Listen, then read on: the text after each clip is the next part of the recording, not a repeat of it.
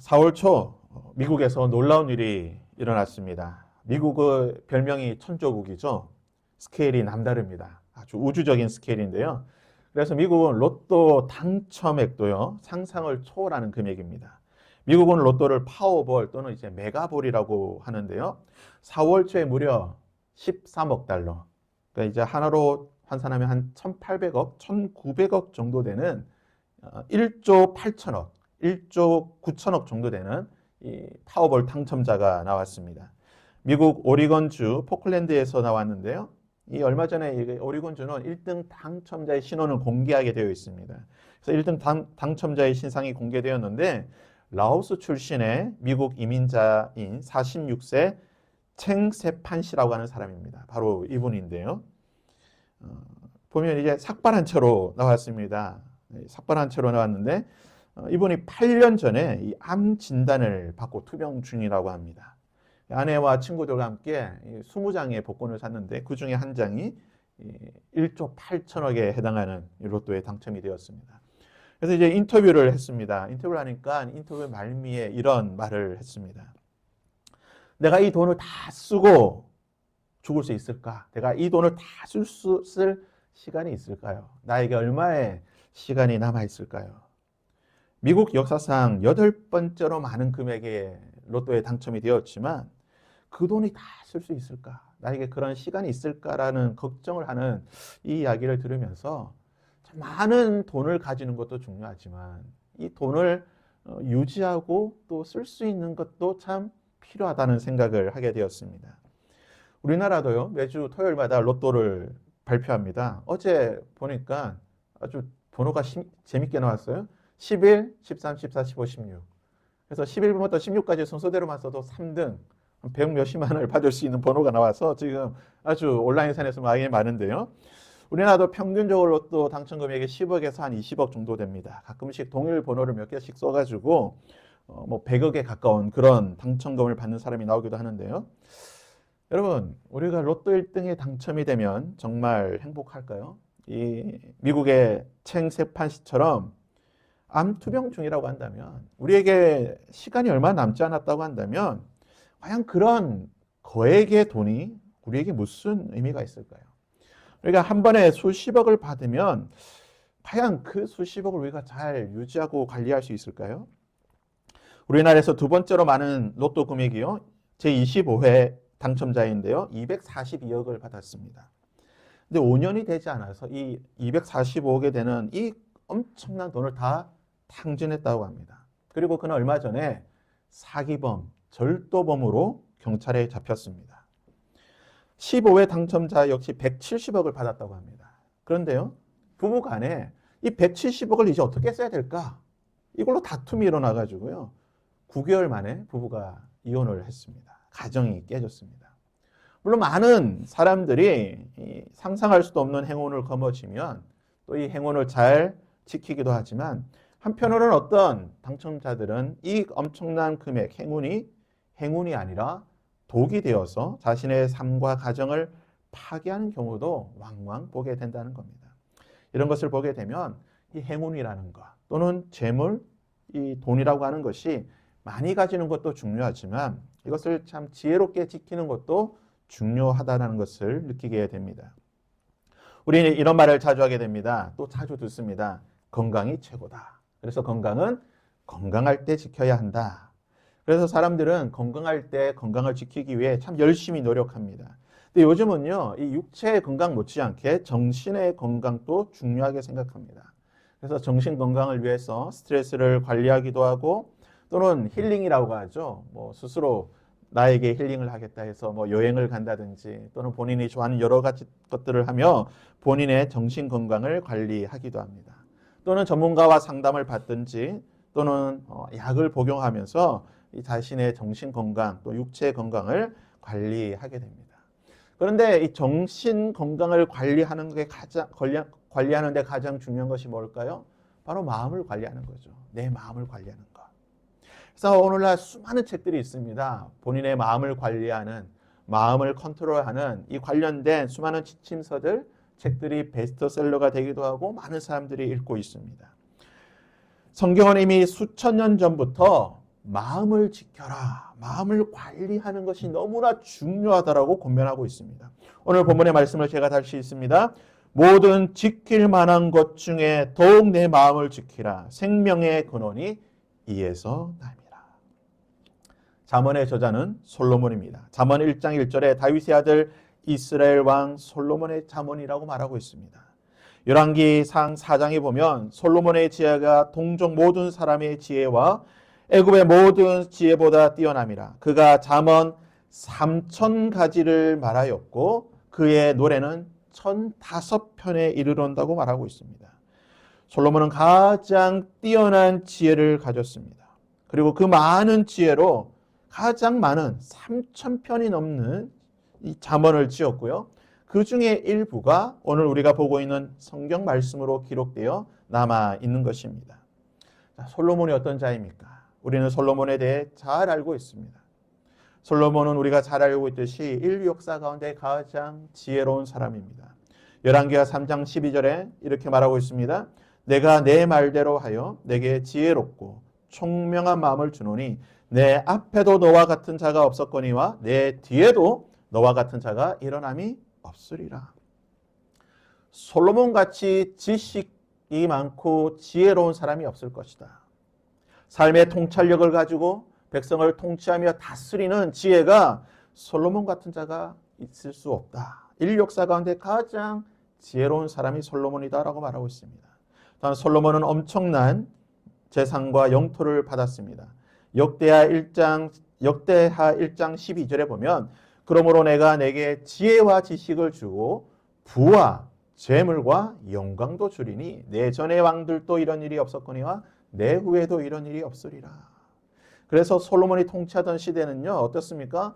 왕이 예루살렘에서 은금을 돌같이 흔하게 하고 백향목을 평지에 뽕나무같이 많게 하였더라. 무슨 말입니까? 은금이 그냥 돌처럼 다녔다는 거죠. 그래서 옛날에 탄광 산업이 아주 많이 개발되었을 때에 강원도 정선 탄광이 있던 지역에는 무슨 말이 있습니까? 지나가던 개도 10,000원짜리 물고 다닌다고 하죠. 은금이 돌처럼 흔했다는 겁니다. 백향목이 평지에 뽕나무같이 많다. 쉽게 말하면 대리석이 그냥 보도블록으로 깔렸다는 거예요. 그 정도로 엄청난 부가 있었던 시대입니다. 솔로몬의 세입금이 어떻게 되어 있습니까? 솔로몬의 세입금, 즉 솔로몬의 1년 동안 받는 세금의 무게가 금 666달란트다. 금 한 달란트를요, 오늘날로 한 사람은 약 한 34kg 정도 됩니다. 그러니까 한 해 세금을 금 23톤으로 받았다는 거예요. 이게 어느 정도 양이냐? 2023년 기준으로 우리나라가 보유하고 있는 금 보유량이 약 104톤 정도 됩니다. 그러니까 솔로몬이 한 3년만 세금을 모으면 우리나라가 지금까지 보유하고 있는 금 보유량을 넘는 이 금을 가졌다는 거예요. 실로 엄청난 재력을 솔로몬이 가지고 있습니다. 이외에도요, 성경은 솔로몬의 이 지식과 지혜와 그가 가졌던 이 재물에 대해 너무나 상세하게 설명하고 있습니다. 솔로몬은 그 누구보다 놀라운 하나님의 복을 받았습니다.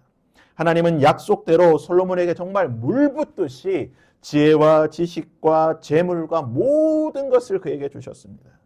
하나님의 측량할 수 없는 복을 받았는데요. 문제는 솔로몬이 하나님이 주신 이 복을 잘 지켰는가입니다. 솔로몬의 인생 말년을 기록하고 있는 성경이 열왕기상 11장입니다.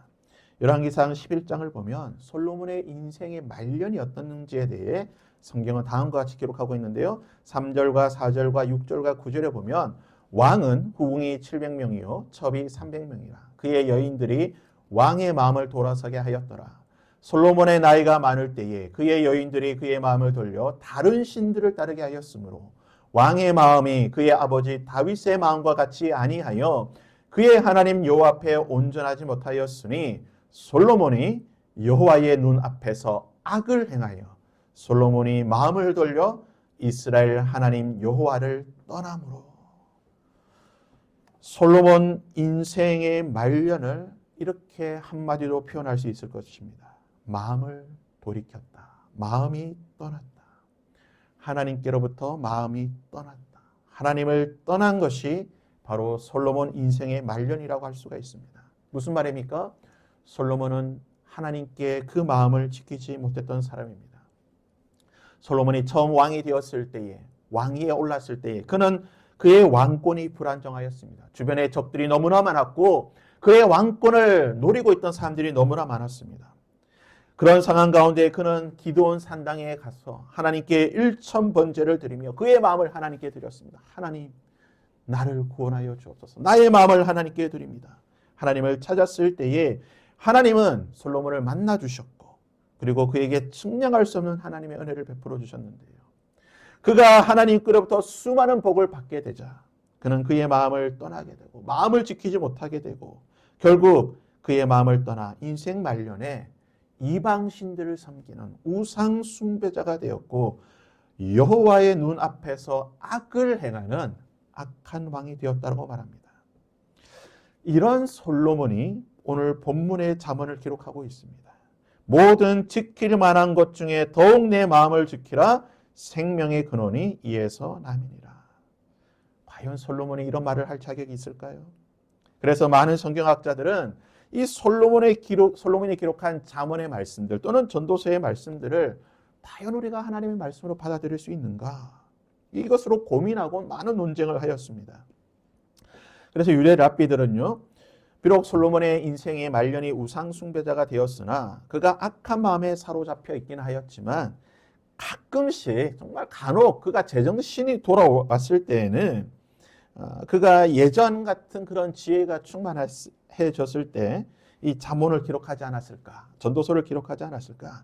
그래서 그는 자신이 기록했던 잠언을 통하여 본인의 인생의 실수, 그 잘못했던 것들을 기록함으로써 후손들에게 교훈을 주었을 것이다라고 이야기를 합니다. 그래서 잠언이 가치가 있고 전도서가 가치가 있다라고 이야기를 하고 있습니다. 저 역시 이런 의견에 좀 동의를 하긴 하는데요. 마음을 지키지 못했던 솔로몬, 하나님께 마음을 지키지 못했던 솔로몬이 역설적이게도 마음을 지키라고 한 것은 그의 인생의 가장 뼈아픈 실수, 이 잘못을 기록함을 통해 우리에게 가장 값비싼 교훈을 하고 있다고 생각됩니다. 아무튼 마음을 지키지 못했던 솔로몬이지만 솔로몬이 우리에게 하는 말은 너의 마음을 지키라. 모든 지킬 만한 것 중에 마음을 지키라라고 말하고 있습니다. 자, 그렇다면 우리는 왜 우리의 마음을 지켜야 하는 것입니까? 하나님께서 주신 은혜, 하나님이 주시는 복, 하나님이 주시는 사랑, 하나님께 대한 우리의 마음, 하나님께 대한 우리의 믿음을 우리는 왜 지켜야 하는 것입니까? 솔로몬은 말하고 있습니다. 생명의 근원이 이에서 남이라. 제가 이 구절을 히브리어로 살펴보니까 이렇게 해석할 수가 있습니다. 삶의 기쁨의 출입구가 마음이다. 삶의 기쁨이 들어오는, 삶의 기쁨과 즐거움에 들어오는 문이 무엇이냐, 통로가 무엇이냐, 바로 마음이다라고 해석을 할 수가 있습니다. 우리는 하나님께 은혜를 구합니다. 하나님 우리에게 은혜를 주시옵소서. 하나님 우리에게 복을 주시옵소서 구합니다. 왜 하나님께 우리가 하나님 은혜를 달라고 복을 받기를 구합니까? 바로 삶의 기쁨을 위해서입니다. 우리 삶 가운데에 하나님의 은혜가 있어야지만 우리 삶에 기쁨이 있고 즐거움이 있는 것입니다. 다른 것으로 우리의 삶이 만족하는 것이 아니기 때문에 하나님이 주시는 은혜, 하나님이 주시는 복, 하나님이 주시는 사랑, 하나님이 주시는 기쁨이 우리 삶의 만족이 되기 때문에, 삶의 기쁨이 되기 때문에 하나님의 은혜를 구하는 것입니다. 그리고 그 하나님의 은혜가, 그 삶의 기쁨이, 하나님의 복이 들어오는 통로가 무엇이냐? 바로 마음이라는 것입니다. 따라서 우리가 우리의 마음을 잘 지키게 되면, 마음을 지키면 그 하나님의 은혜가 들어오는 통로가 열려있게 되고 하나님의 주시는 그 은혜, 그 기쁨, 삶의 기쁨이 우리 속에 들어온다는 겁니다. 하지만 우리가 우리의 마음을 지키지 못하고 그 마음의 문이 닫힌다든지 또는 그 문이 파괴된다라고 한다면 하나님이 주시는 그 기쁨이, 삶의 기쁨이 우리 가운데 사라지게 되는 거예요. 그래서 우리의 마음이 타락하게 되고 부패하게 되고 원망과 불평과 좌절과 포기와 탄식과 눈물이 있게 된다는 겁니다. 삶의 기쁨이 사라지게 되고 삶의 온갖 괴로운 것들이 우리 가운데 있게 된다는 거예요. 우리의 마음을 지키지 못하면. 그 마음의 문을 지키지 못하게 되면 그러한 일들이 일어나게 된다는 겁니다. 특별히 본문에 보면 마음을 지키라. 하나님의 기쁨, 하나님이 주시는 그 기쁨과 복과 사랑이 들어오는 그 통로가 되는 마음을 지키라고 말하고 있는데요. 히브리 원어로 보게 되면 이 지킨다라고 하는 이 단어가 어떤 단어이냐?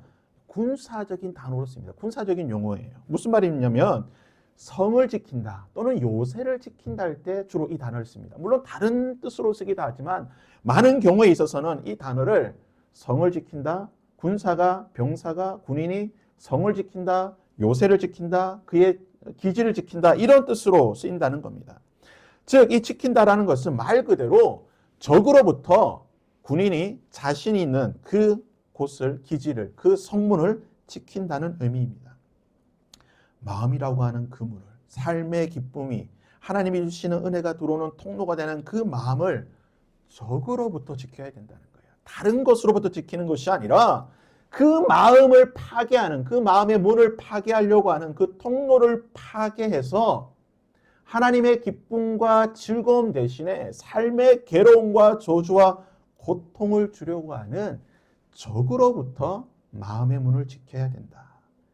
우리의 적은 호시탐탐, 우리의 마음의 통로, 마음의 문을 파괴하려고 하기 때문에 그 마음의 문을 지켜야 된다. 마치 군인이 지키듯이 그것을 지켜야 한다는 뜻입니다.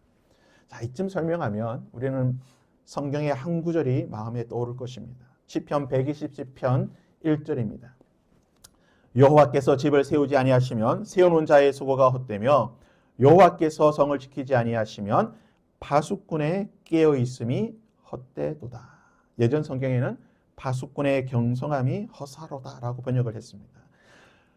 여호와께서 성을 지켜주지 않는다면, 여호와께서 지켜주시지 않으신다면 뭐라고요? 헛되도다. 자, 한번 정리해 볼까요? 우리는 우리의 마음을 지켜야 됩니다. 하나님의 은혜가 들어오는, 삶의 기쁨이 들어오는 그 통로가 되는 마음을 지켜야 되는데 그 마음의 통로를 사탄은, 우리의 적은 끊임없이 파괴하고 막으려고 합니다. 그래서 우리는 이것을 잘 지켜야 하는데 어떻게 지켜야 됩니까? 나의 힘으로 지키는 것이 아니라 파수꾼의 경성함이 허사가 되지 않기 위해서는 누가 지켜야 되는 것입니까? 하나님이 지켜주셔야 된다는 거예요. 내가 지키기는 하지만 하나님께서 함께 지켜주셔야지만 이 마음을 잘 지킬 수 있다는 것입니다. 솔로몬은요, 자신의 마음을 지키지 못했습니다. 자신의 마음을 지키지 못함으로 말미암아 그 마음이 하나님께 떠나게 되고 결국은 그의 삶 가운데 마지막에는 우상 숭배자로 그의 삶을 마감하며 수많은 고통과 눈물 가운데에 그 삶을 끝냈다라고 기록하고 있는 것입니다. 따라서 우리는 우리의 마음을 지켜야 되는데 오늘 말씀에 보면 파수꾼이 그 성을 지킨다라고 말하고 있습니다. 파수꾼을 통하여 우리는 우리의 마음을 지켜야 되는 것입니다. 하나님께서 주시는 파수꾼과 함께 우리의 마음을 지킬 때에 우리는 우리의 마음을 잘 지킬 수가 있습니다. 자, 그렇다면 우리의 마음을 지킬 수 있는 파수꾼, 새벽이든 한밤이든 끊임없이 우리의 마음을 지켜서 하나님의 은혜가 들어올 수 있는 그 마음의 통로를 열어주는 그 파수꾼이 무엇이냐? 먼저는 하나님의 말씀이 우리 마음의 파수꾼이 되어야 된다는 것입니다. 우리의 마음을 지켜줘야 하는 것입니다. 시편 119편 105절에 보면 이렇게 말하고 있습니다. 시편 119편 105절입니다. 주의 말씀은 내 발의 등이요 내 길의 빛이니이다. 주의 말씀은 내 발의 등이요 내 길의 빛이니이다. 시편 119편을 보게 되면요, 하나님의 말씀이 우리의 마음을 얼마나 지켜주는가. 이 하나님의 말씀이 우리의 마음과 우리의 삶을 지켜주는 유일한 방패라, 수단이라고 시편 119편의 기자는 노래하고 있습니다. 또한 에베소서 6장에 보면요, 바울은 다음과 같이 권면하고 있습니다. 끝으로 너희가 주 안에서와 그 힘의 능력으로 강건하여 지고 마귀의 간계를 능히 대적하기 위하여 하나님의 전신갑주를 입으라. 그러므로 하나님의 전신갑주를 취하라. 이는 악한 날에 너희가 능히 대적하고 모든 일을 행한 후에 서기 위함이라. 그런즉 서서 진리로 너희 허리띠를 띠고 의의 호신경을 붙이고 평안의 복음이 준비한 것으로 신을 신고 모든 것 위에 믿음의 방패를 가지고 이로써 능히 악한 자의 모든 불화살을 소멸하고 구원의 투구와 성령의 검 곧 하나님의 말씀을 가지라. 바울은요, 우리에게 하나님의 전신갑주, 이 방어구를 가지라고 말합니다. 허리에 띠를 띠고 가슴에 보호하는 호신경을 두르고 또 발에 신을 신고 손에 방패를 들고 머리에 투구를 쓰고 이 방어구를 잘 말하고 있는데요. 무기는 하나입니다. 무엇입니까? 성령의 검. 하나님의 말씀을 가지라. 하나님의 말씀이 우리의 무기다라고 말하고 있습니다. 우리의 원수가 우리의 마음을 파괴하기 위해 이 통로를 막기 위해 공격할 때에 그 공격을 막아내는 방어구들이 있습니다. 이 방어구들로 잘 막아내야 되는데 그런데요, 우리가 방어만 해서는 적을 이길 수가 없죠. 이런 말이 있습니다. 최선의 방어는 최고의 공격이다. 방어가 공격이 최선의 방어라는 거예요. 공격을 해야지만 방어를 잘할 수 있다는 겁니다. 그래서 젊은 애들 가운데 이런 말이 있죠. 선빵 필승이다. 먼저 때리면 이긴다는 거예요. 먼저 때려야 이기는 겁니다. 무슨 말입니까? 우리가 적의 공격을 막아내는 것도 중요해요. 여러 가지 방어구를 착용해서 믿음의 방패를 들고 원수가 불화살을 쏠 때 막아내는 것 중요하지만 원수가 공격할 때 더 중요한 것은 무엇입니까? 말씀으로 우리가 공격해야 된다는 거예요. 말씀으로 적과 싸워야 된다는 겁니다. 성령의 검으로 하나님의 말씀으로 공격해야지만 원수, 우리의 적이 물러간다는 겁니다. 솔로몬은 그의 인생에서 했던 실수가 무엇이냐? 바로 하나님의 말씀을 가까이 하지 않았던 겁니다. 솔로몬은 하나님의 성전을 7년 동안 지었습니다. 7년 만에 하나님의 성전을 짓고 나서 그 성전을 봉헌할 때에 하나님의 언약궤를 성소에 모십니다. 지성소에 모시게 되는데요. 언약궤가 무엇입니까? 하나님의 말씀의 두 돌판, 십계명에 기록되어 있는 두 돌판이 보관되어 있는 곳, 그것이 바로 언약궤입니다. 즉 하나님의 말씀을 상징한다는 거예요. 그래서 내가 성전에 간다, 하나님의 성전에 간다는 게 무슨 뜻입니까? 하나님의 말씀을 가까이 한다는 거예요. 하나님의 말씀을 가까이 하고 하나님의 말씀을 듣고 하나님의 음성을 듣기 위해 내가 성전에 간다는 거예요. 놀라운 사실은요, 우리가 말씀에서 보았듯이 솔로몬의 그 인생 말년에 그의 마음을 지키지 못했을 때 그가 어디를 가게 됩니까? 그는 모압에 가증한 그모스를 위하여 예루살렘 앞산에 산당을 지었다고 말합니다. 무슨 말입니까? 예루살렘 다윗성 그곳에 그 모리아 산에 하나님의 성전을 지어놓고 그 앞산에다가 그모스를 위한 이방의 신전을 지었다는 겁니다. 하나님께로 가는 것이 아니라 하나님의 말씀으로 가까이 가는 것이 아니라 우상에게로 가까이 갔던 겁니다. 하나님의 말씀을 가까이 하지 않았습니다. 그러기에 그는 하나님께로부터 떠나게 되고 그의 마음이 하나님께로 떠나게 되고 그러자 원수가 그의 마음을 무참하게 공격하고 짓밟게 되었다는 것입니다. 그가 하나님의 성전을 찾고 하나님의 말씀을 구하고 하나님의 말씀을 가까이 했을 때 하나님은 그를 만나 주셨습니다.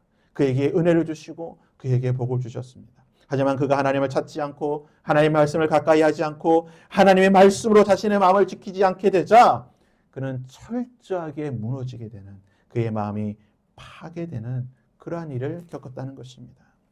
우리의 마음을 지킬 수 있는 파수꾼은 바로 하나님의 말씀인 것입니다.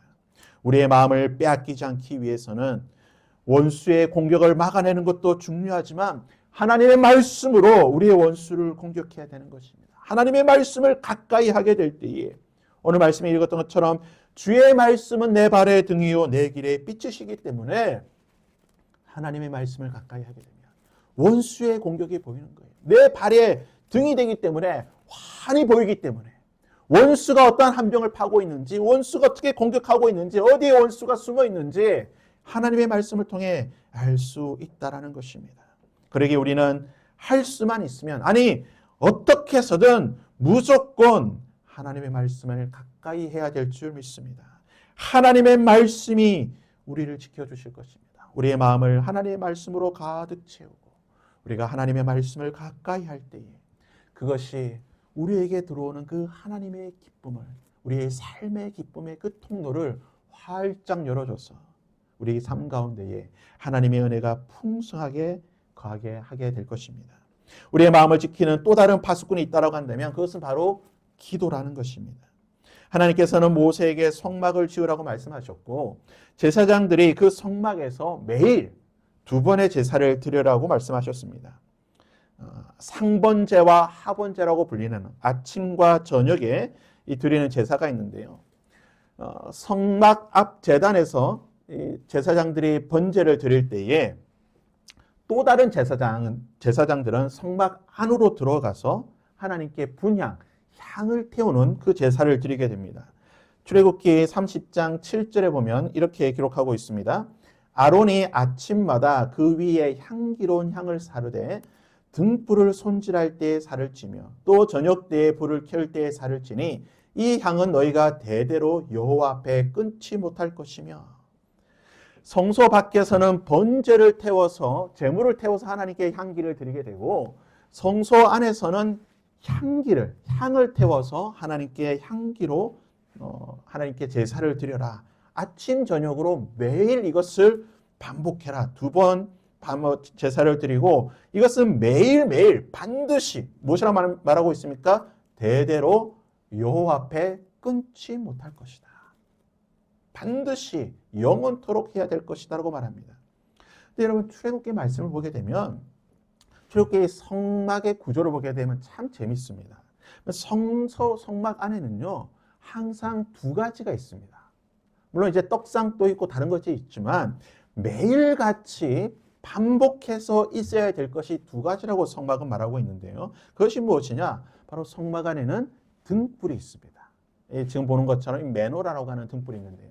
성막 안에는 이 등불이 항상 켜 있어야 됩니다. 그래서 제사장은 아침에 들어와서 기름을 보충하고 또 저녁에 들어와서 불이 꺼지지 않은지 또 등불을 살펴봐야 됩니다. 이 등불이 항상 켜 있어야 됩니다. 또 하나는 무엇이냐? 바로 말씀에 봤듯이 향이 계속 있어야 됩니다. 어두운 성막 안에는요 등불에 불이 밝혀지면서 동시에 향이 가득합니다. 성막 안에 들어오게 되면요 이 향 태웠던 향 냄새가 성막 안에는 자욱한 향이 가득하게, 이 향이 가득한 곳이 바로 무엇이냐? 성막이라고 말하고 있습니다. 성막에는 등불과 향이 가득한데 요한계시록 8장 3절과 4절에 보면 이 성막 안에 있는 가득한 향과 등불이 무엇이냐? 이렇게 주석을 하고 있습니다. 또 다른 천사가 와서 제단 곁에 서서 금향로를 가지고 많은 향을 받았으니 이는 모든 성도의 기도와 합하여 보좌 앞 금제단에 드리고자 함이라. 향연이 성도의 기도와 함께 천사의 손으로부터 하나님 앞으로 올라가는지라. 성경이 무엇이라고 말하고 있습니까? 성도의 기도가 바로 향기다, 향연이다라고 말하고 있습니다. 성경은 이 등불과 향이 바로 성도의 기도다라고 말하는 것입니다. 바울은 우리에게 너희는 하나님의 성전이다, 하나님의 성령이 너희 마음속에 거하신다라고 말하고 있습니다. 즉 우리 마음에는 하나님의 성령이 거하시는 성전인데, 우리의 마음이 성전인데 우리 마음속에 하나님의 성령께서 거하시려면 어떻게 해야 됩니까? 바로 성전에는 등불과 향이 가득해야 된다는 거예요. 우리 마음에 등불과 향이 가득할 때, 즉 기도의 향기가 가득할 때에 하나님의 성령이 우리 마음속에 함께 거하신다는 겁니다. 우리가 기도하는 이유가 무엇입니까? 하나님, 우리에게 재물을 주시고 우리 자식 잘 되게 해주시고 우리 삶이 평안하게 해주시고 건강을 주시고, 물론 우리가 무언가를 받기 위해 하나님께 기도를 합니다. 응답을 받기 위해 하나님께 기도합니다. 하지만 이것은요 2차적인 겁니다. 부수적인 겁니다.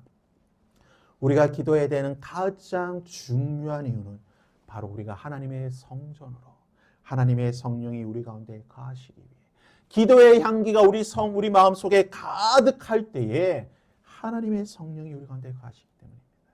하나님의 영이 우리와 함께 하시기 위해 우리가 기도해야 된다는 것입니다. 사랑하는 성도 여러분, 여러분의 마음을 지킬 수 있기를 바랍니다. 무조건 우리의 마음은 지켜야 됩니다. 무엇보다도 우리의 마음을 지켜야 합니다. 우리의 원수는 우리의 마음을 파괴하기 위해 하나님의 은혜가 들어오는, 하나님의 축복이 들어오는, 삶의 기쁨이 들어오는 이 통로를 막고 파괴하기 위해 끊임없이 공격할 것입니다.